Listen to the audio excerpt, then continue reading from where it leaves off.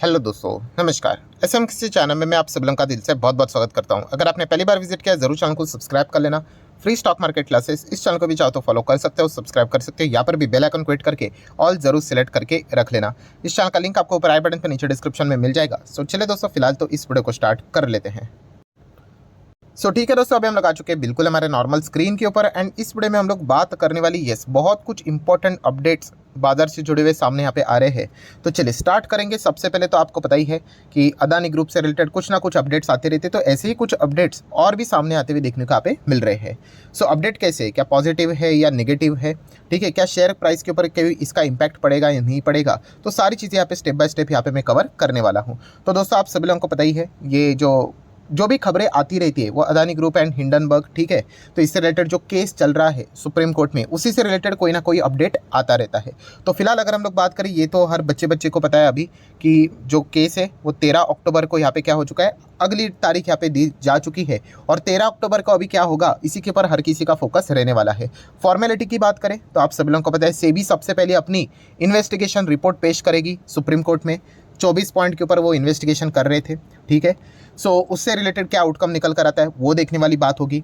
Then अगर देखा गया तो कहानी में तो बहुत ही बड़ा ट्विस्ट आ गया। कहाँ से ट्विस्ट आ गया? ऑब्वियसली जो पिटिशनर है उन्होंने तो सीधा सीधा, आप देख सकते हैं यहाँ पे, पिटिशनर सुप्रीम कोर्ट को यहाँ पे बोल दिए कि सेबी भी अगर देखा गया तो इससे रिलेटेड कुछ यहाँ पे जो चीज़ें हैं उसको ओवरलुक कर रहा है, प्रॉपरली चेक नहीं कर रहा है। ये भी उन्होंने मतलब सेबी के ऊपर ही आरोप लगा दिए, हम लोग ऐसा भी बोल सकते हैं पिटिशनर ने। ये एक मुद्दा देखने को यहाँ पे मिल रहा है।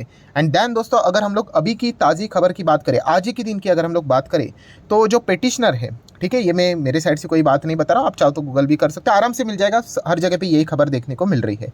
पिटिशनर ने यहाँ पे फिलहाल तो एक और यहाँ पे आरोप भी लगाया और एक और चीज़ की मांग भी की है। पहले पहले आरोप क्या लगाया उन्होंने, तो आप सभी लोगों को पता है कि ये जो केस चल रहा है अदानी हिंडनबर्ग, तो इससे रिलेटेड सुप्रीम कोर्ट ने दो चीज़ें ऐसी थी, उनको कहा था कि आप इन्वेस्टिगेशन करो। उसमें से एक था सेबी। तो पिटिशनर ने तो सेबी के ऊपर भी आरोप लगा दिए कि प्रॉपरली इन्वेस्टिगेशन नहीं करेंगे, कॉन्फ्लिक्ट ऑफ इंटरेस्ट है करके। एंड सुप्रीम कोर्ट ने और किसको बोला था? यस, वो जो 6 कमेटी थी, 6 पैनल वाली कमेटी, उनको भी बोला था कि आप इन्वेस्टिगेशन करो। उन्होंने तो अपनी रिपोर्ट सौंप दी कि उनको कोई एविडेंस नहीं मिला करके, ठीक है। तो जो 6 पैनल वाली जो कमेटी थी, ठीक है, तो उनके ऊपर भी पिटिशनर ने क्या कर दिया, आरोप लगा दिए कि देखा गया तो ये जो एक्सपर्ट कमेटी है वो भी यहाँ पे अदानी के साथ डायरेक्टली या इनडायरेक्टली उनका हम लोग को इंटरेस्ट देखने को यहाँ पे मिल जाता है। तो इसलिए उनको अभी एक फ्रेश पैनल चाहिए करके, ठीक है, ये एक उन्होंने मांग यहाँ पे कोर्ट के सामने यहाँ पे रखी हुई है। इसका ओवरऑल अगर मैं कंक्लूजन निकाल दूँ दोस्तों, हाँ वही चीज़, बहुत लंबे अवधि तक ये चीज़ें चलने वाली है। इसका आउटकम आने के लिए बहुत टाइम यहाँ पे लगेगा। बट येस, एक अपोजिशन की अगर मैं बात करूँ, जिस प्रकार से पॉलिटिक्स यहाँ पे खेला जा रहा है, वो ज़्यादा से ज़्यादा कोशिश करेंगे कि इलेक्शन के पहले यहाँ पे कुछ भी हो सके तो इसको कुछ ना कुछ आउटकम इसका निकालने से रिलेटेड, ठीक है, क्योंकि अगर देखा गया तो इसी चीज़ के चलते सरकार को वो घेरने की कोशिश बार बार डायरेक्टली या इनडायरेक्टली यहाँ पे कर रहे हैं। ये नई चीज़ें अभी हम लोग को फिलहाल तो देखने को यहाँ पे मिल रही है। अभी कोर्ट ये बात सुनेगी या नहीं सुनेगी, ये तो देखने वाली बात यहाँ पे होगी। तो देखना पड़ेगा कि 13 अक्टूबर को अभी क्या यहाँ पे होता है करके, ठीक है। आप चाहो तो इस डिटेल को, मतलब ये जो खबर है इसको डिटेल में स्टडी कर सकते हो। जो भी 6 मेंबर्स हम लोग को देखने को मिलते थे, उनमें से कुछ मेंबर्स है, उससे रिलेटेड उन्होंने यहाँ पे बहुत सारे पॉइंट्स यहाँ पे पेश भी किए कोर्ट में कि कैसे कैसे ये चीज़ें लिंक है करके। देख लेते हैं अभी आगे क्या होता है करके। देन अगर हम लोग बात करें दोस्तों, तो जैसे मैंने कहा कि इस चीज़ के चलते यहाँ पे कुछ और भी स्टॉक्स है जो कि रडार के ऊपर हमेशा रहते हैं अदानी ग्रुप की जब भी हम लोग बात करते हैं, जैसे कि होता है state bank of India and दूसरी होती है LIC। तो ये दोनों कंपनियां भी आप लोगों ने इक्वली, जब भी अदानी ग्रुप को हम लोग स्टडी करते हैं, इनको भी साइमल्टेनियसली आप लोगों ने ज़रूर स्टडी यहाँ पे करना चाहिए। इसमें से अगर देखा गया तो LIC के ऊपर हमारा स्टैंड तो बहुत ही क्लियर है। जब तक ये पुराने लेवल को वापस छू नहीं लेता है तब तक तो हम लोग इसको देखेंगे भी नहीं, ठीक है। तब तक जो भी कुछ यहाँ पे प्लस माइनस यहाँ पे होना होगा, स्टडी पर्पज़ के लिए ऊपर ऊपर से देखते रहेंगे। और SBI की अगर हम लोग बात करें, ठीक है, प्राइवेट बैंक सेफ ऑप्शन होता है, बट फिर भी जैसे मैं हमेशा ये शब्द का इस्तेमाल करता हूँ कि फिर भी अगर कोई बोलता है नहीं नहीं नहीं सर हमें जाना ही है सरकारी बैंक्स में, हाँ, तो सरकारी बैंक्स में अगर जाना ही है तो ये एक ही बैंक डिसेंट बैंक यहाँ पे माना जाता है, ठीक है। एंड ओवरऑल अगर देखा गया, माना जाता है मतलब क्या कि इनका ऑर्डर बुक इतना है, लोन बुक इतना बड़ा है, ठीक है। कल कुछ 19-20 भी हो जाता है, लोन डूब भी जाता है, NPA हो भी जाता है, कोई स्कैम फ्रॉड हो भी जाता है, स्टिल स्टेट बैंक के ऊपर उसका ओवरऑल इम्पैक्ट इतना ज़्यादा नहीं आता है, ठीक है। बाकी की बैंक्स की बात करें, PNB की तो हालत आप देख ही सकते हो, ठीक है। तो ये चीज़ें हम लोग को देखने को मिल जाती है, तो एक एडवांटेज ज़रूर है, ठीक है। तो ये भी पॉइंट आपको चाहे तो यहाँ पे मतलब आप नोट करके रख सकते हो। देन दोस्तों, अगर हम लोग बात करेंगे IPO से रिलेटेड बहुत सारी खबरें आ रही है। एंड एक और दोस्तों, बहुत बड़े ग्रुप का IPO सामने आते हुए देखने को मिलने वाले, लगभग 13 साल के बाद हम लोग को यहाँ पे अभी आईपीओ आते हुए देखने को मिला है। किसका? JSW ग्रुप का। ये दोस्तों JSW ग्रुप बहुत बड़ा ग्रुप है, कोई इंट्रोडक्शन की जरूरत नहीं। कितने सारे शेयर्स इनके बाजार में अवेलेबल है और बीच में भी बहुत सारे मैं अपडेट्स कवर करते रहता हूँ।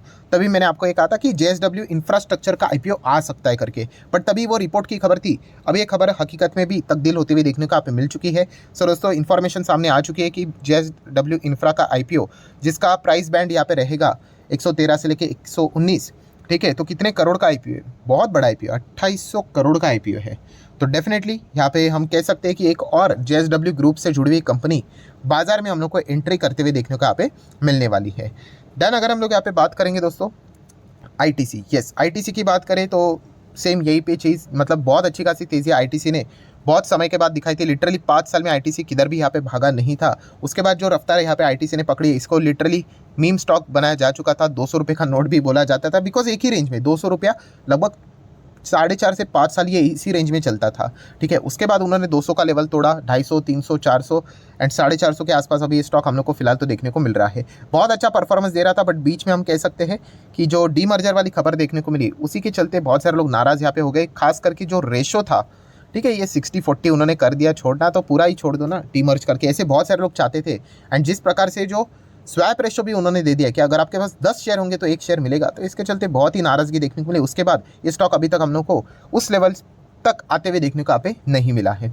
सो ये भी एक देखने वाली बात यहाँ पे होगी, क्योंकि ITC में बहुत सारे लोग इसी चीज़ से रिलेटेड कतराते भी है कि जैसे 5 साल यहाँ पे अटका हुआ था तो ये वापस तो अटक नहीं जाएगा करके, क्योंकि मार्केट में होने के लिए कुछ भी हो सकता है दोस्तों। फंडामेंटली कोई कंपनी खराब नहीं थी, कैश तो भरा पड़ा हुआ हम लोग को देखने को मिलता था, बैलेंस शीट एकदम स्ट्रॉन्ग, सब कुछ एकदम परफेक्ट, ठीक है। तो ये चीज़ें हम लोग को देखने को यहाँ पे मिल जाती है। तो ये सबसे इंपॉर्टेंट इनके लिए यही चीज़ रहेगा कि जहाँ से अनाउंसमेंट हुआ था उसी लेवल को ये वापस कब छूते हैं, तो इसी के ऊपर पूरे बाजार का फोकस यहाँ पे बना रहता है। नेक्स्ट अगर हम लोग यहाँ पे बात करेंगे दोस्तों, तो IEX के ऊपर तो हम लोग डेली बेसिस के ऊपर फोकस रखते हैं। अभी तक तो कोई भी अपडेट देखने को नहीं मिल रहा है, बट फिर भी वो जो 123, 124 का जो लेवल था, वो सबसे ज़्यादा इंपॉर्टेंट लेवल है, क्योंकि यस किसी ने तो 50 लाख शेयर्स यहाँ पे खरीदे थे, ठीक है। तो कुछ तो उनको पता होगा, इसीलिए तो उन्होंने खरीदा होगा। यही एक सबसे बड़ा, मतलब हम बोल सकते हैं बिग फैक्टर है, इसी चीज़ के चलते हर कोई उम्मीद कर रहा है कि शायद से कोई यू टर्न आ जाए, कुछ तो अच्छी खबर आ जाए करके। अब देखना पड़ेगा कि खबर कब आती है करके, एग्जैक्टली टाइम तो किसी को अभी तक यहाँ पे पता नहीं है। देन दोस्तों हम लोग यहाँ पे बात करेंगे टाटा मोटर्स के बारे में। यस, टाटा मोटर की बात करें, साल भर में 50% के रिटर्न यहाँ पे बनते हुए देखने को मिले। देखिए बड़ी कंपनी है, बड़ी कंपनी मतलब 2-2.25 लाख करोड़ का मार्केट कैप है, ठीक है। तो इसका अर्थ आप समझ सकते हो यहाँ पे एवरेज रिटर्न कितना देंगे 5 साल में, 100% देना चाहिए। तो अभी आप देख सकते हैं 155% की रिटर्न, बीच में तो ये बिल्कुल भी नहीं भाग रहा था। बट जैसे मैंने आपको कहा कि यूजुअली अगर आप देखा जाए एवरेज परफॉर्मेंस के हिसाब से मैं बोल रहा हूँ, आप 5 साल में आपका पैसा हो ही जाता है। ब्लू चिप कंपनीज की मैं बात कर रहा हूँ, ठीक है। इसका अर्थ ये नहीं कि आप आँख के ऊपर पट्टी बांध के किसी भी ब्लू चिप कंपनी में चले जाओ, कुछ तो स्कोप होना चाहिए कंपनी में, वो स्पार्क नजर आना चाहिए, ठीक है। तो आपका पैसा आप देख सकते हो ये 3-3.5 साल तक चला ही नहीं, लिटरली 0 रिटर्न, माइनस रिटर्न बोल सकते हो। और बाद में एक ही साल में कंपनी ने इतना ज़बरदस्त परफॉर्मेंस दिया कि अभी आप देख सकते हो नेट रिटर्न्स इन्वेस्टर के अच्छे खासे बनते हुए देखने को मिले। कंपनी बिल्कुल टॉप लेवल पे चलती हुई देखने को यहाँ पे मिल रही है। सबसे इंपॉर्टेंट चीज़ क्या है इस कंपनी के लिए कि प्रॉफिटेबल रहना। ये पॉइंट अगर कोई भी यहाँ पे टाटा में जा रहा है, मोटर में जा रहा है, तो ये पॉइंट को नोट करके रखना कि कंपनी की अगर आप लोग P&L देखोगे, ठीक है, मैं अभी आप लोगों को दिखा देता हूँ। हाँ, उससे पहले जो इंपॉर्टेंट खबर है उसको कवर कर लेते हैं। बड़ी खबर क्या है कि टाटा मोटर ने क्या कर दिया है, कमर्शियल व्हीकल के जो दाम है वो 3% से बढ़ा दिए हैं। सो डेफिनेटली गाड़ी के दाम यहाँ पे बढ़ना कंपनी के लिए अच्छी बात यहाँ पे मानी जाती है, क्योंकि उनका रेवेन्यू बढ़ेगा, ठीक है। इसी चीज़ के चलते पहले वही गाड़ी अगर 100 रुपये में बिकती थी, अभी वो 103 में बिकेगी, ठीक है। तो 3 रुपये का एक्स्ट्रा फायदा, मतलब 3% का इजाफा।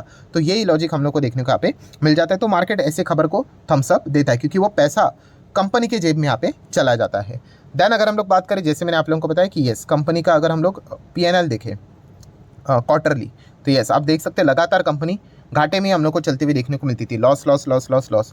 तो ये सारी चीज़ें क्यों टर्न अराउंड हुई है, क्योंकि कंपनी ने गजब का प्रॉफिट दिखाया, 3,000 करोड़, 5,500 करोड़, वापस 3,300 करोड़, ठीक है। तो कंपनी का प्रॉफिट थोड़ा कम भी हो गया तो भी चलेगा, 2,000 करोड़ के आसपास। हाँ, बट कंपनी अभी लॉस में जानी नहीं चाहिए, ये बहुत ही एक इंपॉर्टेंट एस्पेक्ट है, क्योंकि देखा गया तो एकदम टॉप लेवल पे चल रहा है। इसी चीज़ के चलते ये जो एक पॉजिटिविटी बनी है वो टाटा मोटर में बरकरार रहती हुई देखने को मिलेगी। सो ये एक पॉइंट पता होना चाहिए। बाकी शेयर होल्डिंग पैटर्न की बात करें तो 46% प्रमोटर के पास है, जो डीवीआर था वो तो अभी हट जाएगा, उनको टाटा मोटर के शेयर्स मिलने वाले हैं। 70% एफआईएस डीएस भी उतना ही है। पब्लिक देखा गया तो 18% के आसपास देखने को यहाँ पे मिल रहे हैं। सो देखा गया तो एक और खबर टाटा मोटर से रिलेटेड हर कोई पूछता था कि पहले बैलेंस शीट के ऊपर बहुत ज़्यादा इनका कर्जा था, जो कि आज भी है, तो इसको नेट डेट फ्री करने वाले थे, उसका क्या हुआ? तो दोस्तों ये पोस्टपोन हो चुका है, क्योंकि ये खबर मैं पहले भी कवर कर चुका था, क्योंकि उन्होंने जेएलआर से रिलेटेड उनका बड़ा प्लांट उनको डालना था विदेश में, तो इससे रिलेटेड बहुत बड़ा उन्होंने कैपेक्स अनाउंस किया था। तो तभी उन्होंने ये अपने शेयर होल्डर को बोला था कि इस चीज़ को अभी उनको और टाइम यहाँ पे एक्सटेंड होने वाला है। बट हर किसी शेयर होल्डर को ये चीज़ चल जाएगी, क्योंकि कैपेक्स होना सबसे इंपॉर्टेंट चीज़ है, ताकि आपकी कैपेसिटी बढ़े, ज़्यादा से ज़्यादा गाड़ी आप बना पाओ और जितना हो सके मार्केट कैप्चर कर सको और बिजनेस से अर्न कर सको, तो ऑटोमेटिकली बैलेंस शीट भी बाद में यहाँ पे नेट डेट फ्री यहाँ पे की जा सकती है। तो ये भी पॉइंट यहाँ पे जो आप पूछ रहे थे वो भी यहाँ पे मैंने कवर कर लिया है।